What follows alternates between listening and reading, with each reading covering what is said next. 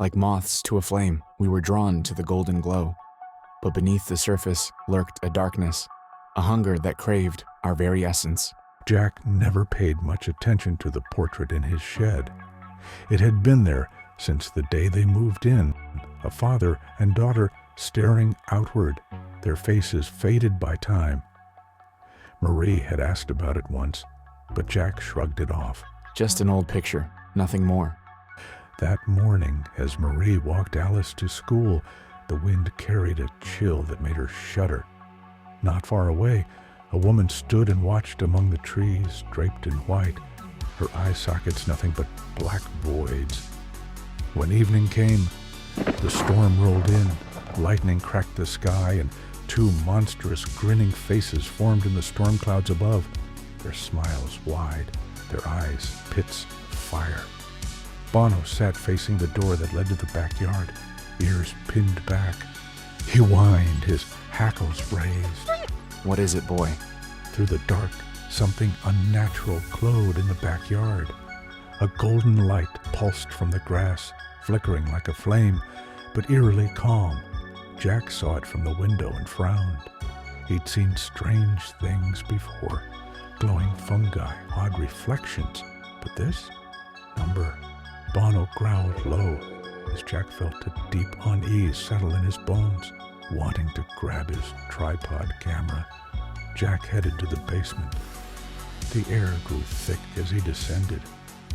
Then, the golden light and blood everywhere. It filled the basement, on the walls, the ceiling, and the light at the top left corner, watching. He staggered back, his stomach twisting. The light pulsed, and then darkness. Jack stumbled upstairs, breathless. His hands trembled as he reached for the door, and the light appeared again. Jack barely had time to react before he saw him, a man slumped against the wall, his head pressed against it, his body slick with blood. His voice was a desperate rasp. Please, please, don't let it get me. Jack's pulse pounded. Who are you? Don't let who get you. The man turned, his mouth twisted in terror. Marie's scream tore through the house. Jack ran to the kitchen. Marie stood frozen, pointing at the sink. Blood poured from the faucet, thick and dark. Jack grabbed her arm. Go to the bedroom and lock the door. Marie hesitated, but obeyed. Jack yanked open the kitchen closet and pulled out his shotgun. A shadow flickered against the window. The woman in white stood outside, staring in with a horrifying look on her face. The golden light radiated in the back of her as a gust of fog swept inward.